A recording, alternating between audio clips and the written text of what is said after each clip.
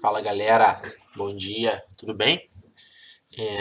Hoje a gente vai dar continuidade à nossa aula sobre o território indiano. Vai começar a falar sobre o processo de ocupação do território, né, de colonização, a colonização a colonização inglesa, beleza? Vou passar aqui para a próxima tela para a gente acompanhar os slides.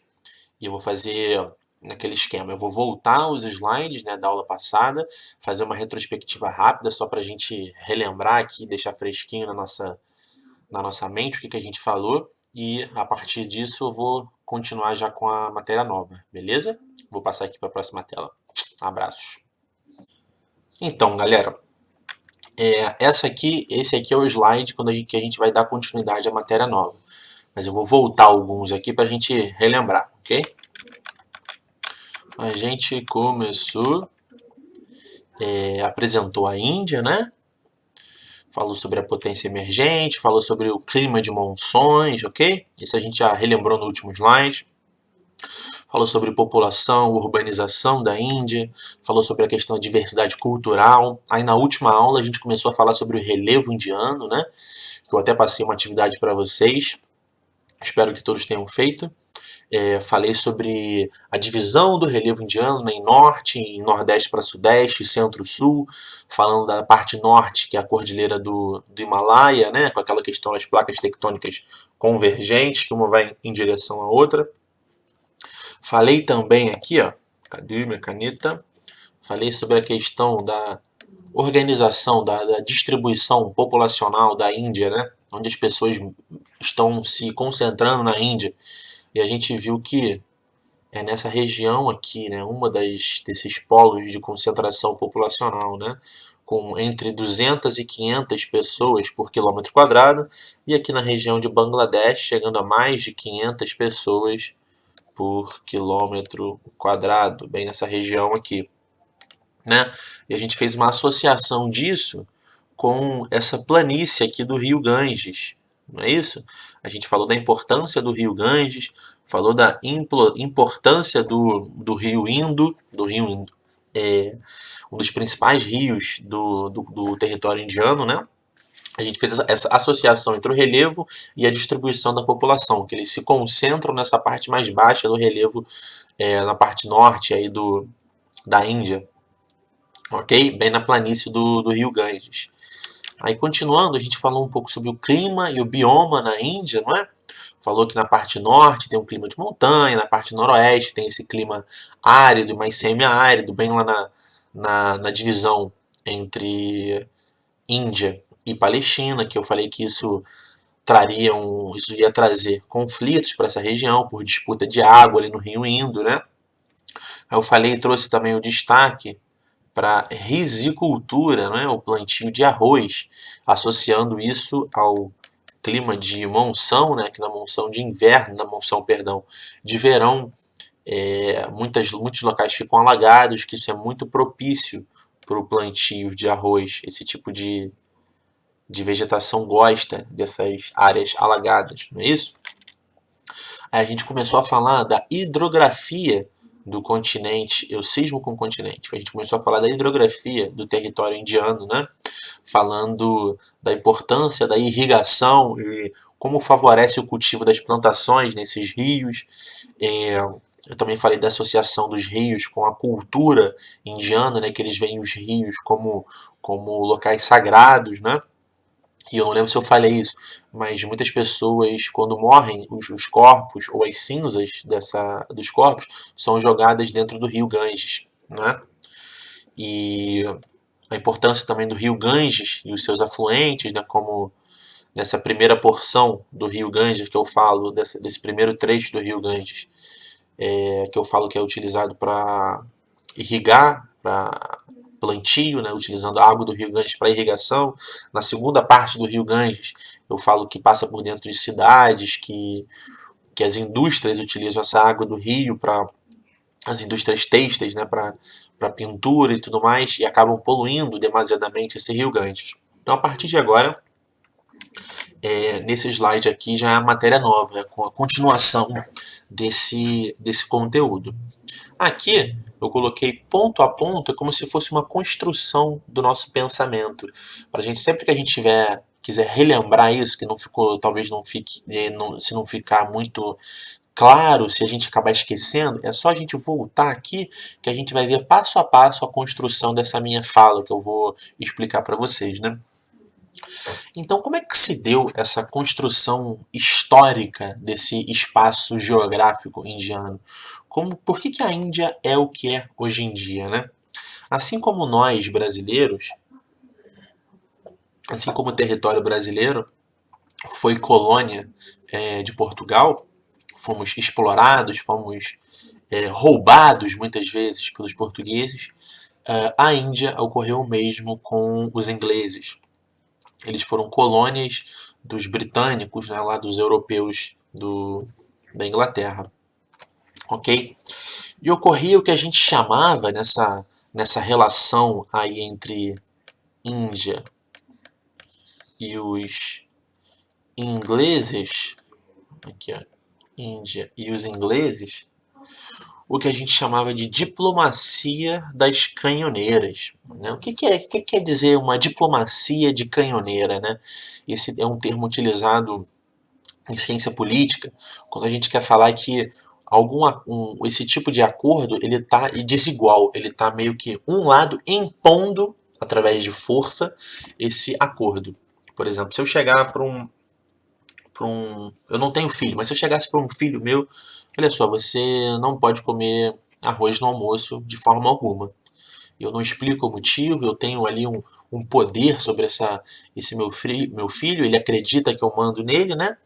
E ele, ok, não vou comer arroz mais no almoço. Isso seria uma diplomacia das canhoneiras, meio que eu apontando canhão e dizendo o que tem que ser feito sem nenhuma diálogo, sem nenhuma conversa, sem nenhuma contrapartida, né? E o que aconteceu na Índia nessa época foi exatamente isso, foi uma diplomacia das canhoneiras. A Inglaterra dizia o que tinha que ser feito e a Índia tinha que aceitar isso sem nenhuma discussão, sem nenhum debate, né? Eu coloco aqui uma dominação da Índia com imposição de altíssimos impostos e enfraquecimento econômico local. Como que essa dominação da Índia foi colocada em prática? Né? A Índia ela era um forte produtor de algodão, certo?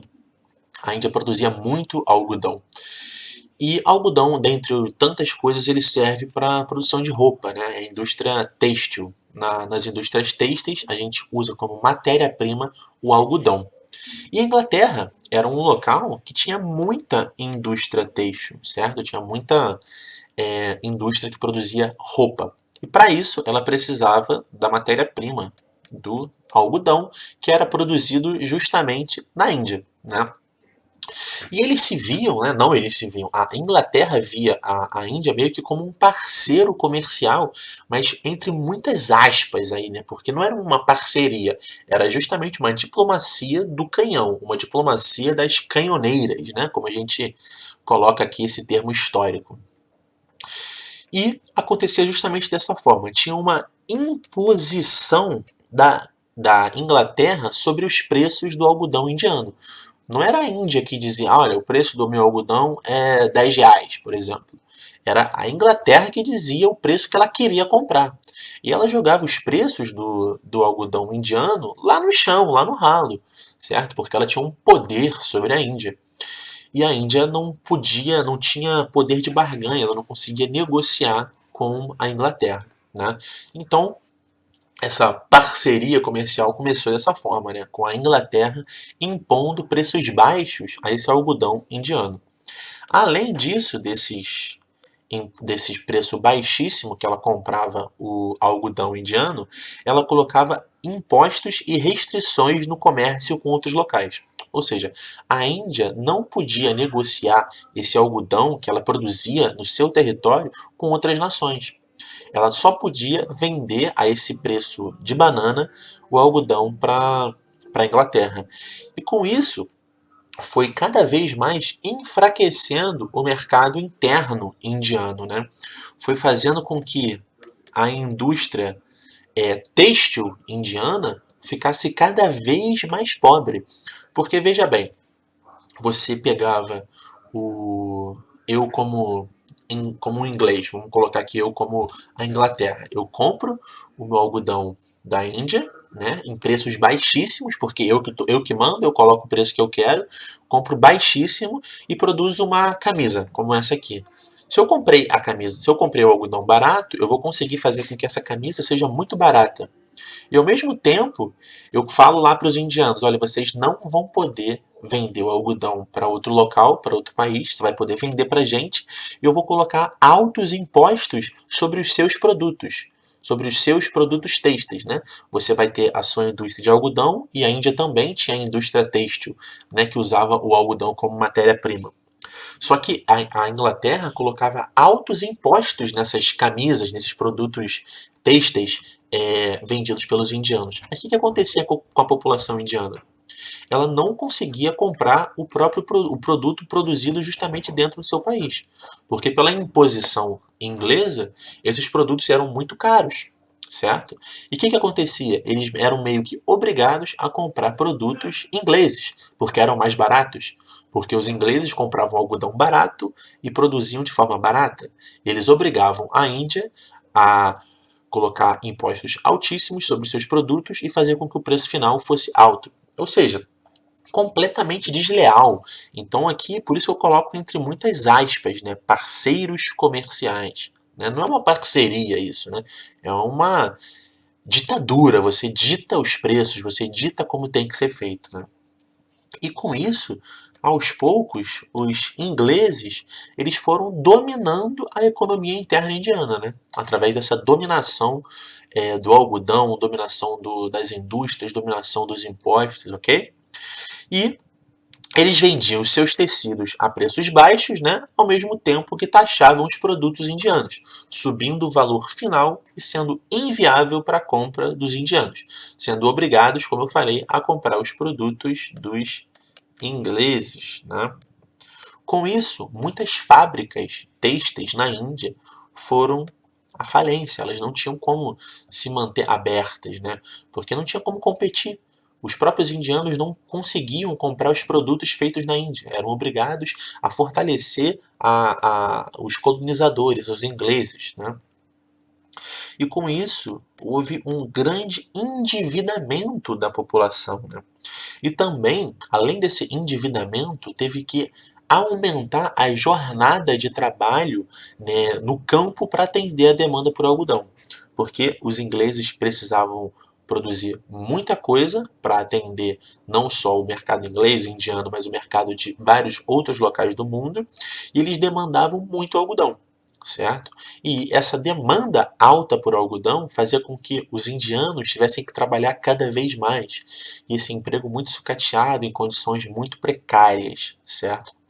Então eu coloco aqui, ó, aumento das jornadas de trabalho no campo para atender a demanda por algodão por parte da Inglaterra.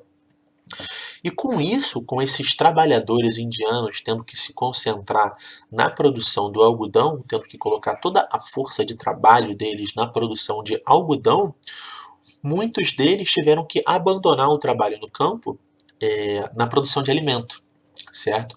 Então, meio que foi sendo substituída a produção de alimento na Índia, desses pequenos produtores, por produção de algodão.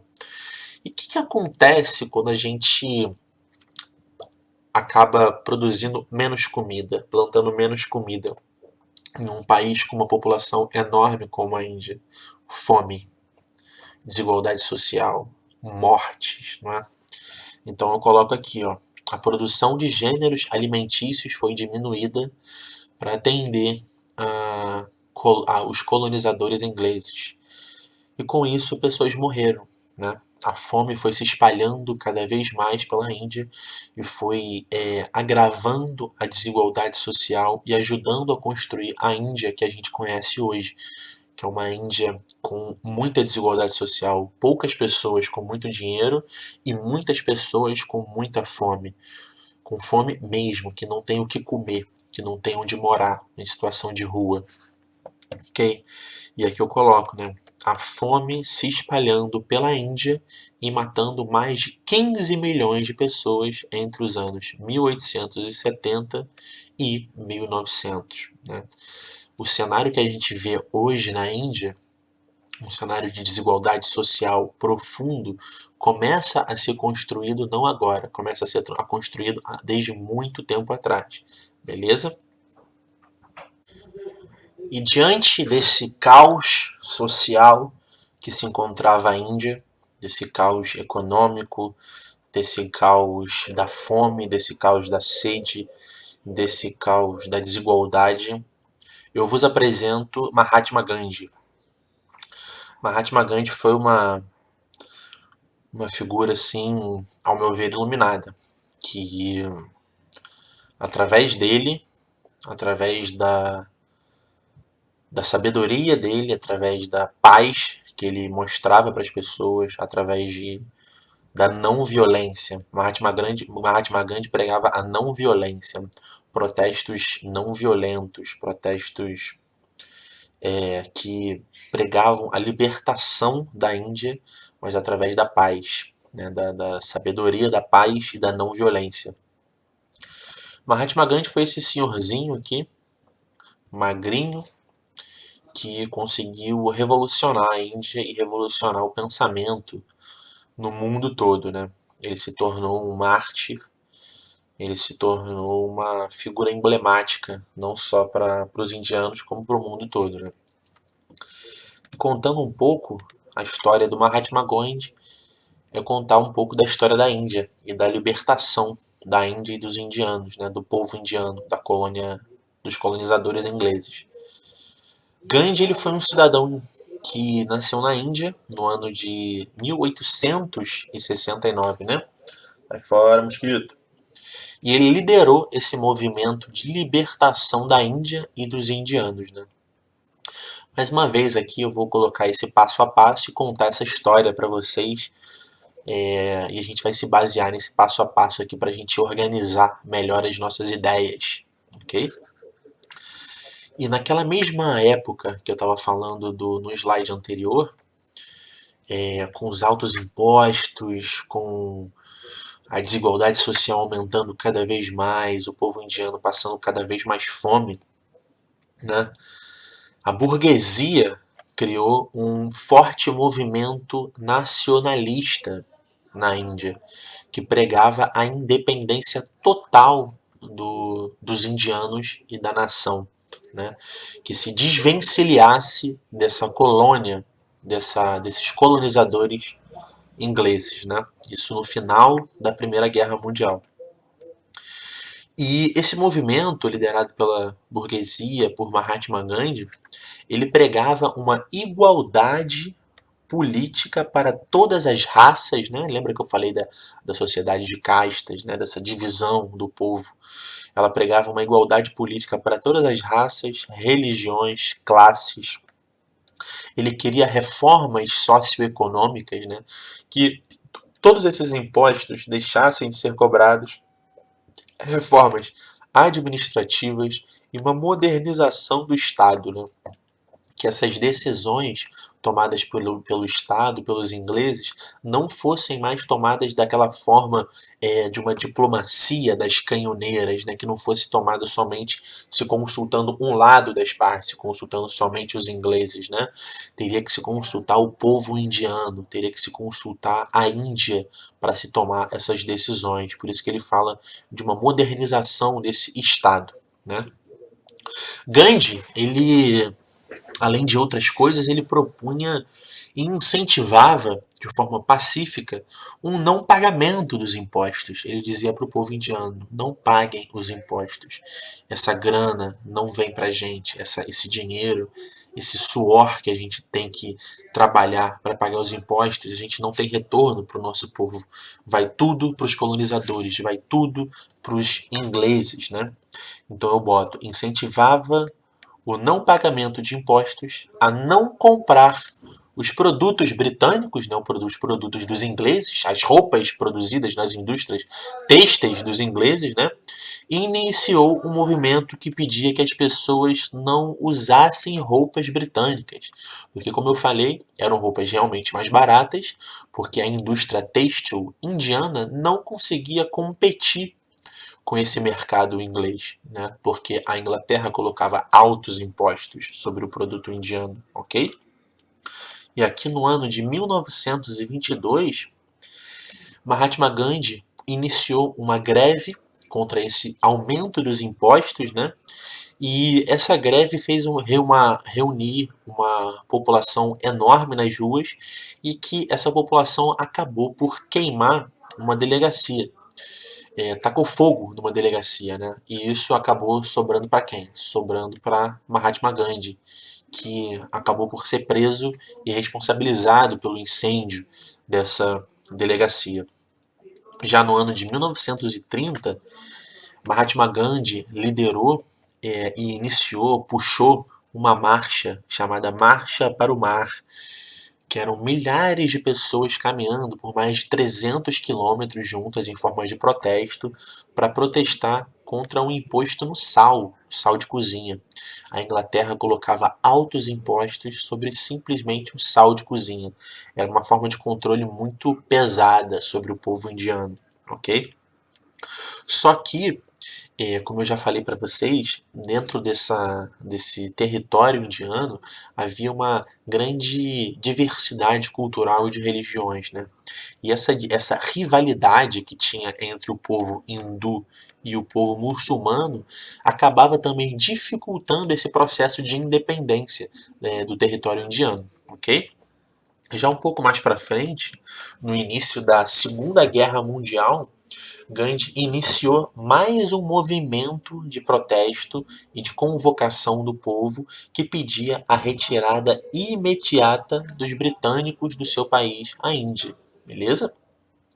E em 1947, diante de tantos protestos, de tantas reivindicações, de tanto grito do povo indiano, os ingleses finalmente reconheceram a independência da Índia, reconheceram essa independência indiana, ok? Só que as divergências internas que tinham no continente, no território, cismo com o continente, perdão, as divergências internas que tinham dentro do território indiano acabaram que levaram o governo a criar duas nações. Uma, a União Indiana, e a outra, o Paquistão. Né? A União Indiana com a maioria do seu povo de religião hindu e o Paquistão com a maioria da população muçulmana, né? Devota do Islã, do islamismo. Ok? Essa divisão acabou gerando alguma certa revolta contra Mahatma Gandhi, porque ele aceitou essa divisão do povo indiano, ok? E essa divisão também gerou muito movimento interno entre Paquistão, né, essa recém-criada nação, e Índia, porque tinham muitos hindus no Paquistão, que era a maioria muçulmana, e tinham muitos muçulmanos na Índia, de maioria hindu.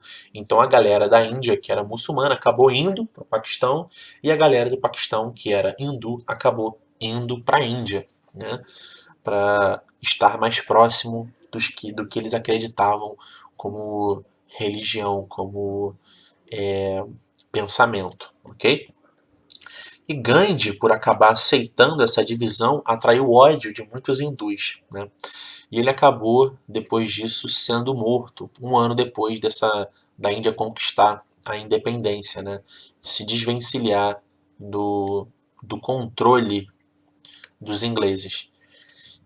Mas Mahatma Gandhi ele foi um personagem principal no processo de independência da Índia, no processo de libertação do povo indiano. Né? Ele acabou, infelizmente, sendo morto, ele foi assassinado e depois ele foi cremado e as cinzas dele foram jogadas, obviamente, no rio Ganges, né? Que era um local sagrado para o povo indiano, para a religião hindu, né? Maioria dessa população indiana. Beleza? Continuando aqui, vou passar aqui para o próximo slide, beleza? E aqui, dando continuidade, a gente percebe que os conflitos no território indiano mesmo após a independência, ainda perduram até hoje. E recentemente, há 2 semanas atrás, ocorreu um conflito na fronteira entre Índia e China, que eu vou até colocar um videozinho aqui para vocês poderem visualizar melhor. Mas a ideia é a seguinte, assim, até hoje os conflitos por território nessa região da Índia, do Paquistão e da China ainda se perduram, beleza? Eu coloco aqui, ó, Índia, cadê a minha caneta? Aqui, ó. Índia e Paquistão possuem, e são países, não coloquei errado aqui, com enorme desigualdade social e que investem fortemente em armamentos bélicos e possuem armas atômicas de destruição em massa. Né? Então, isso a gente percebe uma contradição, porque você investir em armamento bélico, né? O que é armamento bélico? Armamento para guerra. E você investir em armas atômicas de destruição em massa são coisas muito caras mesmo. Poucas nações no mundo conseguem fazer isso. E Índia e Paquistão fizeram isso. E ao mesmo tempo tem pessoas passando fome e uma desigualdade social tão grande. Então faz a gente pensar nessas prioridades, né, que a gente tem no mundo. Por que a prioridade não é acabar com a fome, e sim produzir armamento, produzir guerra, fazer guerra, produzir armas que têm capacidade, às vezes, para destruir 10, 15 planetas Terra? Isso é uma questão que a gente tem que refletir um pouco. Né? E aqui eu trago essa imagem desse mapa aqui. Ó. Aqui está a Índia, certo? E essa região aqui, ó, de Jammu e Caxemira, aqui toda essa região em vermelho, ó, aqui, ó, nessa parte que eu estou fazendo agora aqui, ó, toda essa região aqui é uma região que ela está em constante conflito por território, né? Ora o Paquistão diz que essa parte aqui é dele, ora a Índia vem e diz que essa parte aqui é dela, e tem um grande problema para a Índia também nessa parte aqui, ó, nessa região aqui, ó, que a China e Índia têm constantes conflitos desde antigamente até hoje, se perdurando até 2 semanas atrás tiveram mais brigas, mais conflitos, mais guerra nessa região por disputa de território, né? Eu coloco aqui, ó, os conflitos na região da Caxemira levaram os dois países, né, Índia e Paquistão, a militarizarem as suas fronteiras e fazerem investimentos em artefatos de guerra, enquanto milhares de pessoas passam fome em seus territórios. Eu vou colocar um videozinho aqui para vocês verem, um videozinho que saiu recentemente, acho que tem 2 semanas, 3 semanas no máximo, falando um pouquinho, um vídeo aí de 2, 3 minutos, falando um pouquinho desse conflito entre Índia e China por território aqui na região da Caxemira, ok? Pois aí vocês veem o que vocês acharam do vídeo, beleza?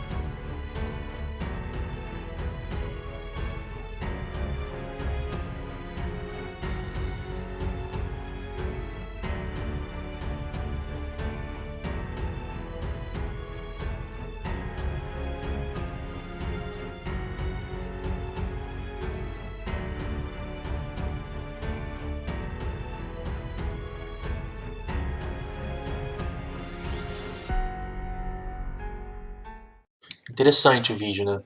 E uma coisa que me chama a atenção também é que por ambos os países, tanto a Índia quanto a China, terem armamentos bélicos fortíssimos, eles têm um acordo de não poder utilizar armas na fronteira. Eles não podem utilizar metralhadoras, revólver, não pode usar nada. É uma fronteira desarmada. E mesmo assim, eles ainda entram em conflito e pessoas morrem. Isso é muito triste, né? Mas passando aqui para a próxima parte, começando a falar um pouquinho sobre o desenvolvimento econômico na Índia, né? Eu coloco aqui: os graves problemas sociais na Índia também estão presentes na sua realidade econômica, né? A Índia tem uma parte muito rica e uma parte muito pobre. Eu coloco que nos últimos anos, o desenvolvimento de modernos centros de pesquisa e tecnopolos, né, centros de tecnologia, causou um grande crescimento econômico na Índia, né? Mas a nação ainda tem a sua base econômica fortemente ligada à agricultura, né? Ao mesmo tempo que a gente tem um país que tem um fenômeno chamado fuga de cérebro, o que é a fuga de cérebro? As pessoas se formam na Índia, se especializam na Índia, o cidadão indiano, mas quando ele vai buscar trabalho, ele não trabalha na Índia. Esse cérebro, todo esse conhecimento adquirido vai para outros países. Ele se muda, vai para os Estados Unidos e trabalha em outro país, em condições melhores de sobreviver do que na Índia. Né? Eu coloco aqui, ó, que com a chegada dos colonizadores ingleses, houve a criação das plantations. O que são as plantations? Né? São grandes propriedades de terra, né? São grandes latifúndios, né? Com o intuito de atender o mercado externo. Ok? E com a plantação de chá, café, algodão, né? Como a gente já falou, e cana-de-açúcar. Então, esses colonizadores colocam esses grandes latifúndios dentro do mercado interno, dentro do território interno indiano, e o que acontece mais uma vez? Destruição das pequenas propriedades familiares produtoras de alimento. Né? Meio que as terras foram tomadas dessas populações para se colocarem essas grandes plantations. E isso, mais uma vez, né? Após a independência, o governo iniciou uma reforma agrária. Né? Essa reforma agrária tinha o intuito de fazer com que essas pequenas propriedades produtoras de alimento fossem sendo retomadas, fossem ressurgindo dentro do território indiano para poder retomar a produção de alimento. Né? Só que a partir da década de 70, grande parte da agropecuária da Índia passou por um processo chamado de Revolução Verde. O que é essa Revolução Verde? É a modernização do campo, você implementar tecnologia de ponta no campo, você implementar uma tecnologia e máquinas no campo. Só que isso ocasionou um grande aumento da desigualdade social. Por que a Revolução Verde, né? Poxa, estão colocando máquinas no campo, vai aumentar a produção. Mas por que isso causou uma desigualdade social? Né? Ela trouxe, sim, tecnologia para o campo. Ok, isso, beleza, realmente trouxe. Ok. Só que esse dinheiro, esse investimento, essa tecnologia foi para todos os produtores? Para todos os tipos de propriedade, tanto as propriedades gigantes com a galera com muita grana e quanto para os pequenos? Obviamente não, né? Nem todos os agricultores tiveram acesso a essa tecnologia. Os que tiveram acesso possuem grandes latifúndios com a produção voltada também para o mercado externo. Ou seja, quem ganhou, quem se deu bem com essa revolução verde, com esse investimento de tecnologia no campo, eram justamente os produtores com muita grana, que já tinham muita grana, e que esse produto não era direcionado para o mercado interno da Índia, era para exportação, eram as plantations, né? E isso, mais uma vez, ocasionou o enfraquecimento do pequeno produtor local de alimento. As agriculturas familiares que produziam comida, mais uma vez, não foram beneficiadas e acabaram diminuindo a produção e muitas vezes indo à falência. E isso ocasionou, mais uma vez, o desabastecimento de alimento para uma enorme parcela da população da Índia. Né? Então, nesses dois momentos, lá no processo de antes do processo de independência, né, com as imposições, né, com a política do canhão, que eu falo, né, esse acordo feito somente por um lado, pelos ingleses, e agora, mais uma vez, né, esse enfraquecimento do pequeno produtor local de alimento, né, fazendo com que tivesse um desabastecimento de comida, mais uma vez aumentando a desigualdade social e a fome dentro do território indiano, né? Ou seja, a tecnologia, que era algo que deveria vir para contribuir para se acabar com a fome, se acabar com a desigualdade social, pelo menos diminuir, ocasionou justamente o contrário. Beleza, galera? Ficou claro? Ficou fácil de entender? Tem alguma forma, alguma coisa que não tenha ficado clara? Caso positivo, caso sim, a gente conversa aí pelo chat e vamos tirar as dúvidas e trocar uma ideia aí sobre isso que a gente conversou hoje aqui na aula, beleza? Um abraço aí para todo mundo e a gente se vê no bate-papo. Beijão, gente.